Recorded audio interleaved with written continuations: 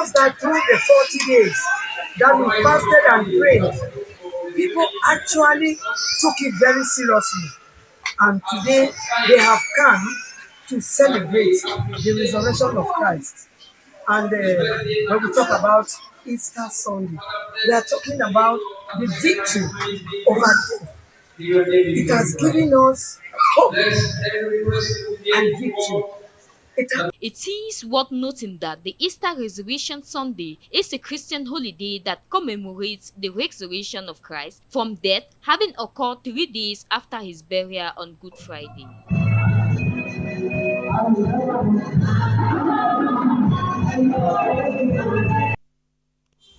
We talk on the ambience that reign in the MTN Elite One playoffs that is currently unfolding in the city of Douala, with the 12-man players of all the team participating in this year's MTN Elite One playoff season. Songs and dance style has been animating the various match days in the different stadium that is this tournament is taking place, to the admiration of many fans and spectators who are trooping in to witness the set football matches. These teams such as Young Sport Academy of Bamenda, Dynamo of Douala, Unisport of Bafang, Victoria United of Limbe, and others who keeps on topping the charts and attracting more visibility to the game. As our reporter Ngonyu Sonita tells us more. Since the start of the playoffs in Douala, Yaoundé and the West Region, ambience showcase from the various fan clubs of the team is an admiration that only the smiles and body movements can narrate without a full story. Unisport of the Hunkam, who is struggling at the playdown, has no intention to slow down as her 12-man player keeps reviving the players through songs on match day.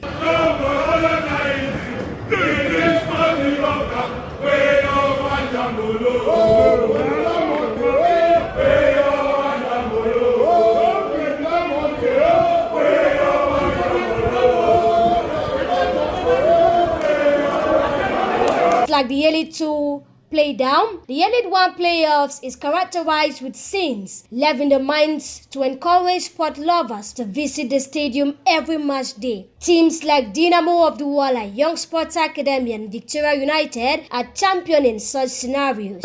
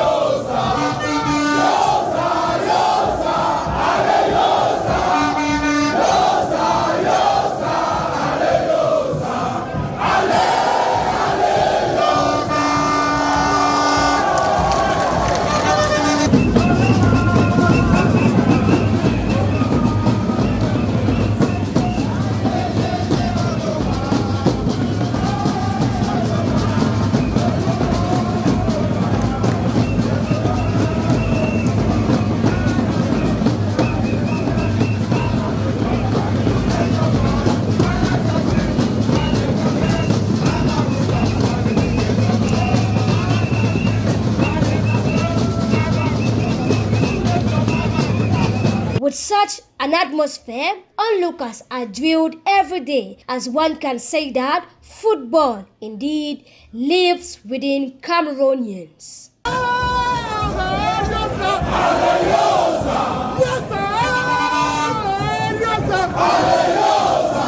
Onto our political page, internal party wranglings are far from ending at the Cameroon National Party for Reconciliation (PCRN) of Cabral Libri following the expelling of the founding father Robert Kona by the current chairman of that said party, Honorable Cabral Libri. This has attracted a lot of personalities as the Territorial Administration Minister Paul Atsanganji comes in to say Robert Kona's stay and decision of expelling him from the party is null and void.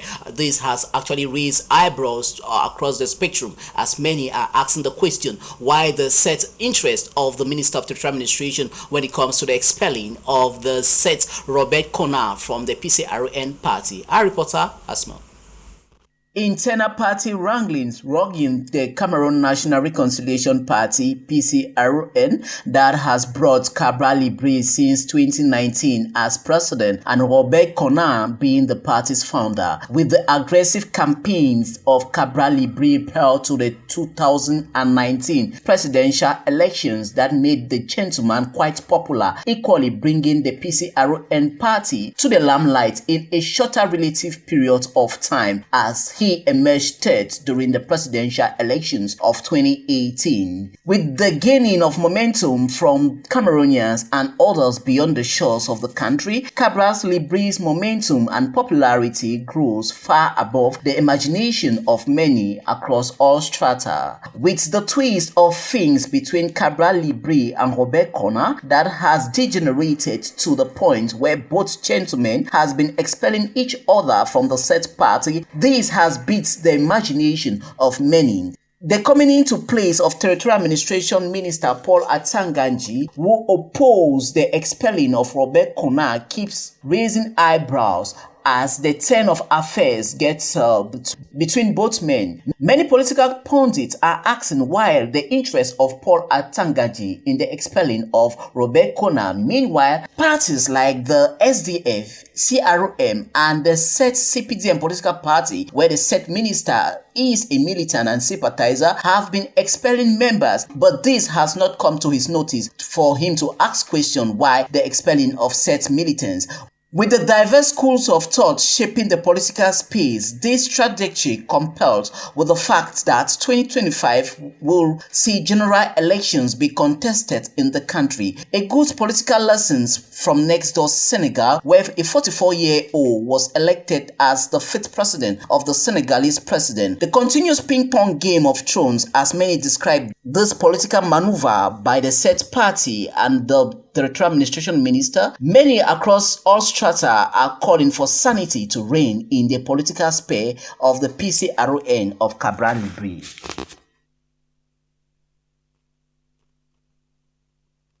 You are watching High Prime and we are coming to you live from our news studio here in High Television. We now take you to one of our lead stories. As we did mention earlier, Senegalese fifth president Bassirou Diomaye Faye is a practicing Muslim with two wives and 4 children.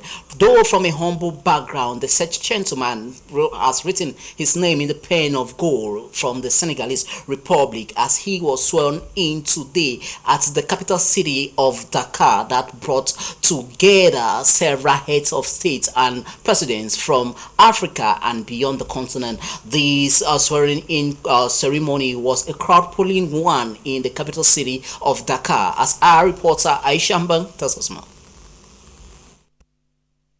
Reforms on the horizon as left-winger Bassirou Diomaye Faye has been sworn in as Senegal's youngest president today, pledging reforms to build on his stunning election win just 10 days after he was released from prison. Faye was one of a group of political opponents free from prison 10 days before the March 24th presidential ballot under an amnesty announced by Sall, who had tried to delay the vote. The former handover of power with President Macky Sall took place at the presidential palace in Dakar. The 44-year-old Pan-Africanist has never before held an elected office, but several African leaders, including Nigeria's Bola Ahmed Tinubu, attended the ceremony in the new town of Diamniadio near the capital, Dakar. Faye's campaign was launched while he was still in detention. The former tax inspector will become the West African state's fifth president since independence from France in 1960 and the first to openly admit to a polygamous marriage. Working with his populist mentor Ousmane Sonko, who was barred from the election, Faye declared their priorities in his victory speech: national reconciliation, easing the cost of living crisis, and fighting corruption. The anti-establishment leader has vowed to restore national sovereignty over key assets such as the oil, gas, and fishing sectors. He has also sought to reassure investors that Senegal will remain a friendly country and a sure and reliable ally for any partner that engages with them in virtuous, respectful, and mutual productive cooperation. After 3 tense years and deadly unrest in the traditional stable nation, his democratic victory was hailed from Washington to Paris via the African Union and the European Union. Faye, a practicing Muslim from a humble background with 2 wives and 4 children, represents a new generation of youthful politicians. Beautiful images there from the Senegalese Republic and from the city of Dakar. Congratulations to the 44-year-old Faye for being the 5th president of Senegal. We talk something else. Still in the African continent, persistent drought is currently recorded at the southern African regions of the country, with countries like Malawi, Zimbabwe, and Zambia who are bearing the brunt of those persistent droughts. In the southern African sub-region, an estimated 9 million persons, and half of these numbers being children, are in dire need of humanitarian action from the continent of Africa and the global international community. Our reporter on that, Boris Esono, tells us more. Reforms on the drought in Zimbabwe, neighboring Zambia and Malawi has reached crisis level. Zambia and Malawi have declared a national disaster. Zimbabwe could also be on the brink of doing so. More than 6 million in Zambia, 3 million of them children, are impacted by the drought. That is nearly half of Malawi's population and about 30% of Zambia. In Southern Africa, an estimated 9 million people, half of them children, need help in Malawi. Multiple aid agencies warned last year of an impending disaster. Since then, Zambia President Hakainde Hichilema has said that 1 million of the 2.2 million hectares of the country's staple corn crops have been destroyed. Malawian President Lazarus Chikwera has appealed for $200 million in humanitarian assistance. USAID Famine Early Warning System estimated that 20 million people would require food relief in Southern Africa in the first month of 2024. Spoke with some of the elders from the community, and the last time they can remember this type of drought is 1947. So this is not a normal circumstance, and they say this drought now with this type of heat that they've experienced has not happened before. So we do expect, and we see that also around us, quite an impact on the agricultural production. With this year's harvest, a write-off, millions in Zimbabwe, Southern Malawi, Mozambique and Madagascar won't be able to feed themselves well into 2025. Still on the international scene in the continent of Africa, the International Court of Justice has called on Israel to take measures in improving the humanitarian situation in the Gaza Strip as Israelis offensive in Gaza, according to local health officials, have seen the death of more than 32,000 Palestinians who have been killed in the Gaza Strip in the Middle Eastern region of the world. Our reporter Boris Esono once again. The International Court of Justice has ordered Israel to take measures to improve the humanitarian situation in Gaza, including opening more crossings to allow food, water, fuel, and other supplies. Since Israel declared war on Gaza, since the Hamas attack on October 7, that saw 102 people killed, with a further 250 taken hostages, Israel's attack has left 32,000 Palestinians dead, according to local health officials. Israel's military offensive has displaced over 80% of Gaza's population, caused widespread damages, and has led to humanitarian catastrophe. Over the past week, our forces operated there outstandingly. Shifa has become a central terrorist headquarters for Hamas. Our forces' surprise action was carried out with precision. They killed more than 200 terrorists, among them senior commanders. According to the United Nations and other international agencies, thousands of people in Gaza are on the brink of famine, especially in hard-hit northern Gaza. The aid agencies say aid deliveries have been impeded by Israel's military restrictions, ongoing hostilities, and a breakdown of public order. I think the talks are more about how Israel goes in, actually, and how civilians can be removed from the fighting area and protected. You know, something like 85% of the people in Israel, maybe higher, and it's right to left, realize or believe that they're going to have to do something about Rafah, or Hamas will survive. And if Hamas survives as a military and governing force in Gaza, the war will never end, or there'll never be peace. That plan is what's left to discuss. That is, he may have approved a plan. That doesn't mean that President Biden will accept the plan and stamp it approved. So there's plenty to discuss. What is the Israeli plan? Is it any good? Will the United States go along with it or ask for many changes in it? And what's the timing? That's another question. There have been prospects of a peace negotiation, but Israel says it is bent on crushing and making sure Hamas goes out of existence. And as the battle continues between Hamas and Israel, it is the civilians that have been left to pay the price. Chaotic scenes there from the Israeli-Palestine conflict. We crossed over to our sports page. The Young Sports Academy of Bamenda has gone unbeaten with 3 games played at the ongoing MTN Elite 1 playoff season that is currently happening in the city of Douala. The Northwest side has a total of 9 points, scoring 6 goals and conceding 3 goals. Ngonyo Sunita revisits the matches played by the set Young Sports Academy of Bamenda.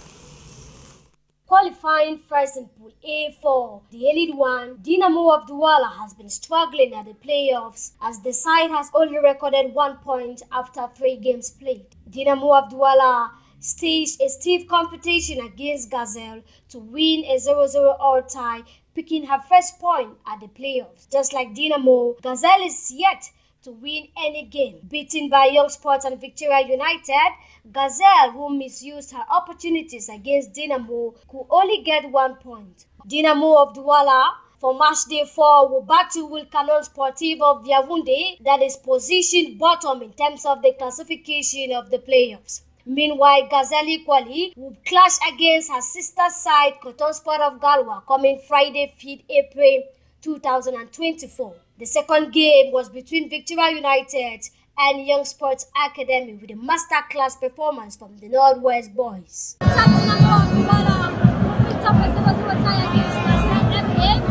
was Young Sports Academy and Victoria United, where it is the Northwest side that has proven to be at the help of these particular players, beating the Southwest side 2 goals to 0 after a masterclass performance here at the Panda Annex Stadium. And yes, this win takes Young Sports Academy to the first position with a total of 9 points after 3 games played, scoring a total of 6 goals, conceding 3 goals. Indeed, the playoffs has the way it is, and we can say that it's going to be a hectic assignment for Victoria United to go back to hard right and readjust some of the mistakes that they had, because the next encounter is definitely going to be very crucial, especially when the Sport of Karwa, the defending champions, had as main objective to defeat Victoria United and equally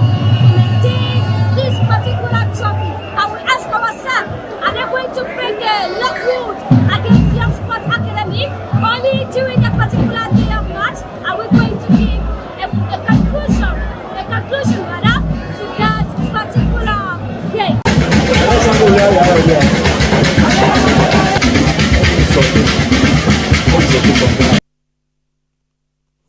With our sports story on the playoff of the MTN Elite One Championship currently going on in the city of Douala, this is what concludes tonight's news package, High Prime of Tuesday, the 2nd day of April 2024. Stay tuned to High TV as more interesting programs are coming your way. For me and the entire crew, we'll be back tomorrow 8 p.m. Cameroon time GMT +1 to give you all the current happenings in the nations and around the continent and the world at large. Good night.